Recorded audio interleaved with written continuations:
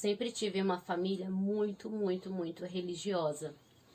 O meu pai era pastor de uma igreja muito grande e a nossa família era muito respeitada na cidade, sabe?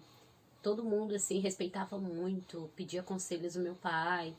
Ele era exemplo, sabe? Por muitos anos, ele era mais de 10 anos pastor só dessa igreja grande. E ele sempre foi assim, sabe? Sempre foi de igreja, com a mente muito fechada, sempre foi muito sério. A minha mãe também era muito séria como ele, né? Ele era pastor e ela também era pastora. Eles pregavam em algumas igrejas e eu era filha única. Então, assim, eu recebia todo o amor, toda a atenção. Só que, assim, com 12 anos de idade, eles nunca tinham falado de sexo, nem essa palavra surgia dentro da nossa casa. O relacionamento deles era um super sério, parecia que eles nem faziam nada, eles eram muito fechados, muito calados. Dentro de casa era um silêncio total, era sempre assim uma casa muito silenciosa, muito tranquila. O meu pai respeitava muito a minha mãe, ele era um bom homem para ela, sabe? E com 12 anos de idade, eu nunca tinha ouvido falar essa palavra sexo, de verdade. E na escola também, era uma escola assim meio rígida, meio séria, que não falava, não ensinava muita coisa. Para nossa idade mesmo, era só o básico mesmo. Só que eu fui tendo muita curiosidade. Eu conheci um menino na minha sala de aula. Esse menino estava atrasado na escola há um ano, então ele já tinha 13, quase 14 anos. Quando eu conheci ele, ele foi transferido para minha escola. E eu era muito quietinha, eu era muito tranquila na minha, sabe? Eu nunca tinha beijado ninguém, nunca tinha feito nada com ninguém. Até que eu conheci esse menino. Ele chegou na escola e ele era muito bonito, sabe? Logo de cara ele chamou minha atenção e de todas as meninas. Todas as meninas da escola queriam ficar com ele, mas logo que ele chegou, ele olhou pra mim, ele já gostou de mim logo de cara. E ele começou a dar muita moral pra mim logo na entrada dele.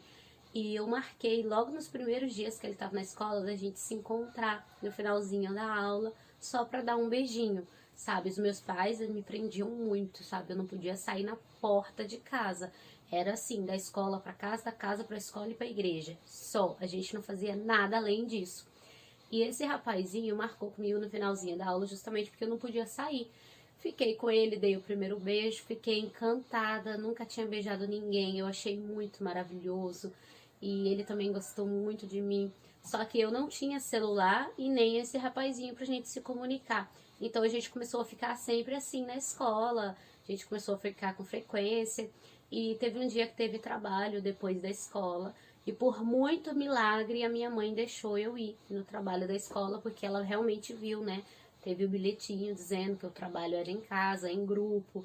Então ela não teve opção, ela me deixou ir. Então eu fui depois da aula, fui direto para casa das minhas amigas e esse rapazinho tava lá. Só tinha 2 meses que ele tava na escola e que a gente tava ficando. Era muito pouco tempo, mas eu tava tão apaixonada, sabe? Eu deitava, eu dormia pensando nele, eu só pensava nele, eu não fazia nada na minha vida além de pensar naquele rapazinho, sabe? Nossa, precisava ver. Eu, assim, perdi total o rumo da minha vida por causa dele, porque eu fiquei muito encantada, muito apaixonada. E ele, assim, mesmo devido à circunstância, ele também gostava de mim, sabe? Então eu fiquei com ele na casa dessa minha amiga. Foi todo mundo indo embora aos poucos, depois do trabalho, da escola, né? A gente fez o trabalho escolar e cada um foi para sua casa e foi ficando no final. E a minha melhor amiga sabia que eu amava demais ele.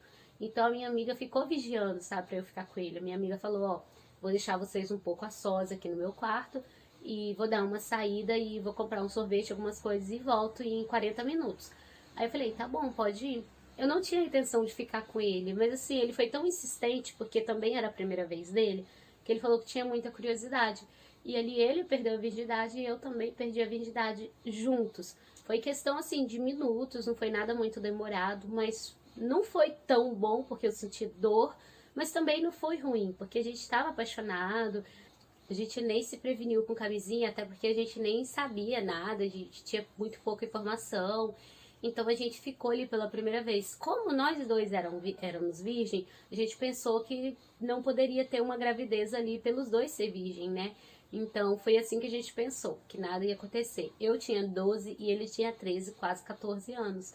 A gente não imaginava que nessa idade poderia ficar grávido de verdade. Então, assim, passou uns dias, a gente continuou se encontrando no finalzinho da escola, a gente sempre se encontrava, sempre se beijava, a gente estava cada vez mais apaixonado, mas muito apaixonado mesmo. As meninas na escola davam bola pra ele, ele nem olhava, ele virava a cara, sabe? Era muito maravilhoso o nosso relacionamento, assim, de criança, né? Porque hoje, quando eu olho pra trás, eu vejo que a gente era muito criança pra tudo isso. E passado alguns dias eu comecei a passar mal, passar mal, passar mal. Minha mãe me levou no médico. Chegou no médico, eles falaram que era uma virose, que eu tava com a virose tipo gripe, né? Que causava vômitos. Me passaram um remédio e me mandaram pra casa. Eu não fiz nenhum exame. Depois de quase uma semana, mais uma vez, eu fiquei passando mal, passando mal, passando mal e nada de melhorar. Minha mãe voltou no médico de novo e a médica falou que ia fazer alguns exames. Nesses exames que a médica fez, a médica pediu o exame de gravidez, mas assim, ela só anotou tudo no papel e não falou nada. Fiz o teste e logo depois, quando a gente voltou para ver os exames, eu tava grávida. E quando a médica chamou a minha mãe, que ela falou pra minha mãe que eu tava grávida, a minha mãe surtou.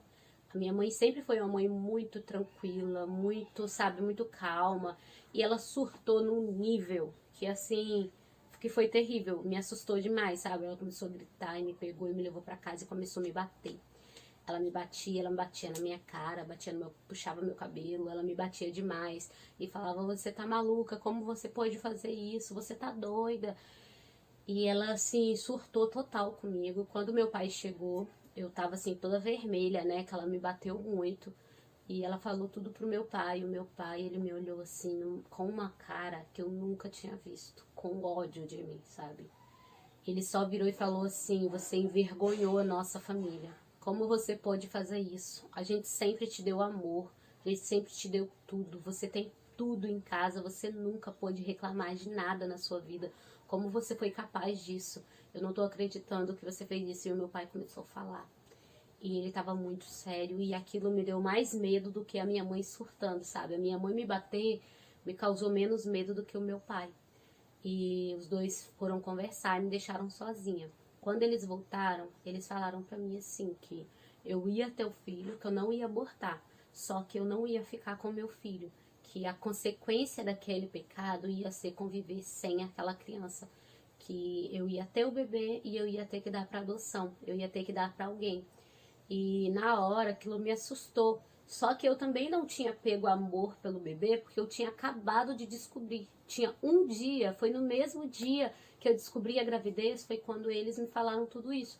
Então eu não tinha apego emocional pelo bebê, porque no início eu realmente não entendia nada do que estava acontecendo, sabe? Eu sei que eu errei em fazer sexo com 12 anos de idade. Sei que eu tive uma parcela muito grande de culpa por ter feito isso com 12 anos de idade, que eu não tinha idade para isso. Só que assim, eu fui muito punida, sabe? Então os meus pais me mandaram para casa dos meus avós, que eles moravam na roça. E lá na roça foi onde tudo aconteceu, né? Eu fiquei grávida, a barriga foi crescendo. E quando eu senti o chute, sabe? O primeiro chute do bebê, eu chorei muito de emoção e eu comecei a pegar amor por aquela criança, sabe? Eu comecei a imaginar. O meu pai e minha mãe me tirou da escola por um ano, falou que deu uma desculpa lá, que eu tava doente, conseguiram até um atestado médico mesmo, sabe? Pra me afastar da escola por um tempo. E eles sempre davam desculpa, falavam que eu tava viajando. A escola sempre, quando procurava saber, eles davam uma desculpa nova. E aí, depois de passado um tempo, o meu bebê nasceu na casa da minha avó. Foi tudo assim, 100% no silêncio. Como eles eram pastores de igreja, eles não queriam que eu envergonhasse o nome da família e ninguém soube que eu estava grávida. Nem o rapazinho que a gente namorava na escola não soube também. Ninguém sabia de nada. Então eu tive o meu bebê na casa da minha avó e lá mesmo eles já conseguiram uma família que queria adotar sem ter que registrar. Então meu bebê já nasceu no parto normal e já foi direto para essa família. Eu tive um acompanhamentozinho médico assim lá da roça, com um médico só, que tinha uma cidadezinha pequena que atendia. Eu fiz acompanhamento lá, minha avó me levava, mas tudo no silêncio, sem ninguém saber de nada. Como a minha avó que morava lá, a gente não chegou a morar nessa roça, ninguém me conhecia, né? Então a minha avó, ela me cuidou muito de mim, sabe? Ela cuidou do meu pós-parto. Eu tive uma depressão muito grande depois do parto, porque eu me apeguei muito ao bebê, era um menino. e eu não pude nem escolher o nome dele, sabe? Dali eu tive que entregar o meu filho e como se ele fosse, sei lá, um objeto. Aquilo me destruiu e eu fiquei assim com uma depressão muito grande. E eu não entendi aquele sentimento todo porque eu era muito nova. Ninguém explicava nada, ninguém me falava nada, então era muito confuso pra mim, aquele monte de sentimento misturado e uma vontade, sabe, de morrer. Nossa, eu não sei explicar. E depois que passou alguns meses, começou novamente o outro ano na escola e aí minha mãe deixou eu voltar. Só que eu era extremamente controlada. Quando eu voltei para casa da minha mãe, ela me colocou em uma outra escola, ela não deixou eu ficar na mesma escola e ela me controlava demais. Ela me pegava na porta da escola, me deixava na porta, não deixava eu ter amiga, não deixava fazer nada, tudo isso até eu completar os 18 anos, até eu finalizar o colégio com 18 anos de idade. A minha mãe me levava todos os dias, me buscava todos os dias. Eu nunca pude respirar, eu nunca pude, assim, dizer que eu estava vivendo minha vida porque eu estava sendo muito controlada. E eu não tinha liberdade para nada, inclusive não tenho até hoje, porque isso também me gerou um trauma muito grande. Eu nunca quis namorar ninguém da igreja, até porque a minha mãe sempre deixou claro que um dia, se eu me envolver com qualquer pessoa, ninguém nunca vai ficar sabendo, ninguém nunca pode saber que eu tive um bebê, porque senão vai envergonhar o nome da família. Eu já tenho 30 anos de idade, eu continuo na casa da minha mãe, nunca namorei ninguém, nunca fiquei com ninguém, eu ainda sou muito controlada, sabe? Eu trabalho, eu vivo minha vida, só que os meus pais, eles me controlam demais e isso me trouxe um trauma muito grande, porque eu tenho medo, sabe, de me envolver com a pessoa, o relacionamento não dar certo e mais uma vez eu ter que dar o meu filho para alguém. Então isso me trouxe um trauma muito grande, eu estou sozinha até hoje e infelizmente é assim, eu vou ter que arcar com as minhas consequências dos meus 12 anos e aos 30 anos eu ainda não posso fazer nada da minha vida. Eu continuo sendo controlada, eu continuo sendo infeliz. E o meu filho tá lá já tá um adolescente e eu nunca mais vi o meu filho. E eu acredito que eu vou morrer sem ver o meu filho. É muito triste, mas é a realidade da minha vida. Oi gente, esse é mais um vídeo do Narração Historizada. Se você gostou, manda sua história para ser contada aqui, tá? Beijos e obrigada por acompanhar.